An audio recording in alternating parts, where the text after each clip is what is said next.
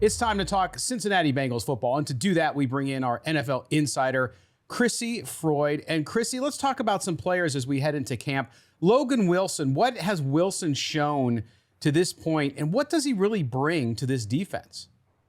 Yeah, I think this is an elite player who honestly might be one of the best linebackers in the NFL and could become one of the NFL's best overall defensive players in time. But we unfortunately didn't get a chance to see that in full last season because of the injury that he suffered. But over 13 games, he had 100 tackles, 1 sack, 1 forced fumble, and 4 interceptions. And he played injured and really, I thought, did a good job of just showing toughness and was still really adequate in doing so, even though he was limited. So it's going to be really exciting just to see what he can do at full capacity with that experience under his belt headed into year 3 as the Bengals prepare to take the step, just another step on both sides of the ball. Well, what about that injury, Crissy? How much did that injury set him back, and what was sort of that trajectory he was on before the injury?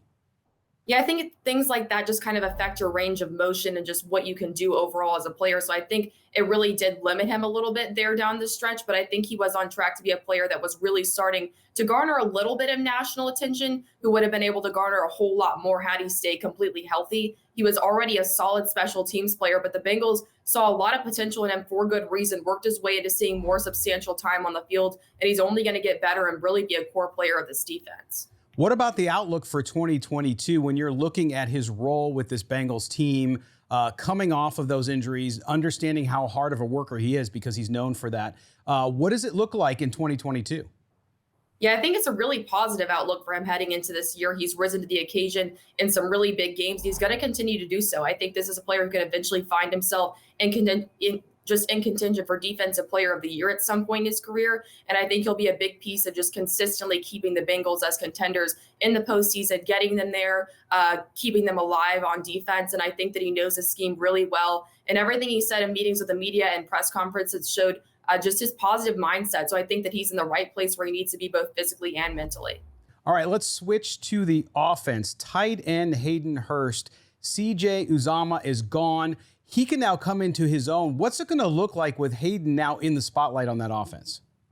Yeah, well, Uzomah, honestly, one of those headliners, a really big piece of that group and made an impact on the offense. So the Bengals have a lot of solid offensive targets, especially as wide receivers go. That's a really deep group. Burrow's shown a lot of trust to those guys and built a lot of chemistry with them. But the Bengals are looking for someone to step up in that pass catcher role, and Hurst seems to be the guy to do it. So just between that pathway being cleared by Uzomah's absence, this makes for a season in which Hurst could really break out.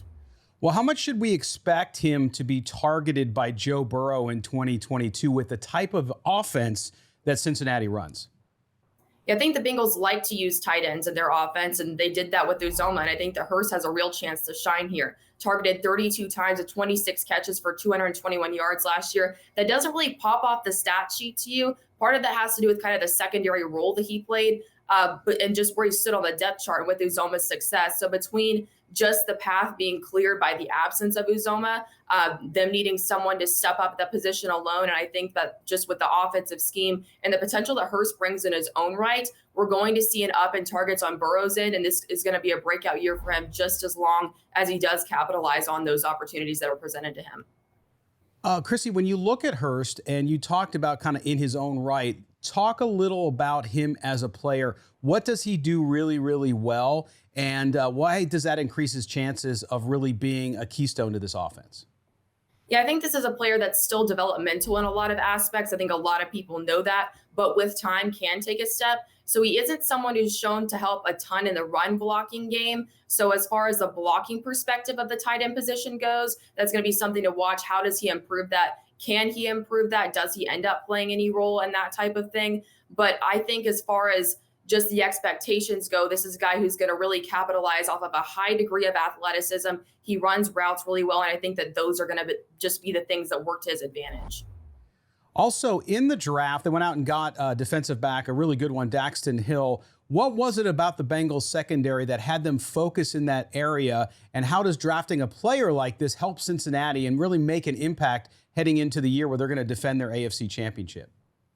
I think the Bengals went into this offseason knowing that they had to get some better defensive backs, and that secondary was a position of just a position group of need. And as we talked about in the previous segment, I think it showed in the way that they did things in the 2022 NFL draft, a really defensive mindset that was focused on the secondary. I think this is a team that has a lot of good pieces and a lot of potential on both the offensive and defensive sides of the ball, but there were some position groups that needed an upgrade or a tune-up, and defensive back was definitely one of them. And so they take Hill late in the first round, and I think they get a player who just brings a lot of versatility and upside to the table, someone to be really excited about moving forward for this defense.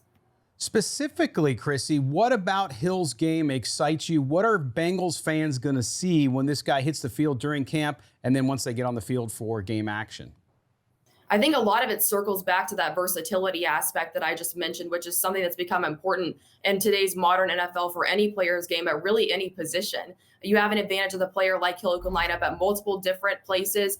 We've seen him line up in the slot, other places on defense, and he can be used as a blitzer as well. So there's a lot of ways to utilize Hill that could really throw an offense off. And he's already shown that he can do that playing against upper level competition with Michigan throughout his college career. Finished out last season. The stat line shows it all: 69 tackles, 8 passes defended, and 2 interceptions. And that was something that was well recognized by the conference just for the efforts that he put in. In today's NFL, Crissy, rookie players come into the league and they're expected to make instant impact. There's no 1, 2, 3 year developmental time like there used to be. How high of an expectation should Bengals fans and his teammates have for Hill? And do you think that he'll live up to that here in his first NFL season? Yeah, as somebody who primarily covers quarterbacks, I've always been a big proponent just of giving players time. I think people forget that these guys are rookies. It's a really big leap to make from college to the NFL, and just about anybody is going to have some level of struggles. I think that defensive backs have it a little bit easier. There are some positions that have it a little bit easier when it comes to the overall transition. And I think just with the broad skill set and the way that this player can be utilized and the upside that he's shown, I think he can be an immediate impact player. And I think that no matter what, the Bengals are going to find a way to use him because he just presents so many options. All right, Crissy Froyd, our NFL insider. Crissy, thanks for talking Bengals with us today.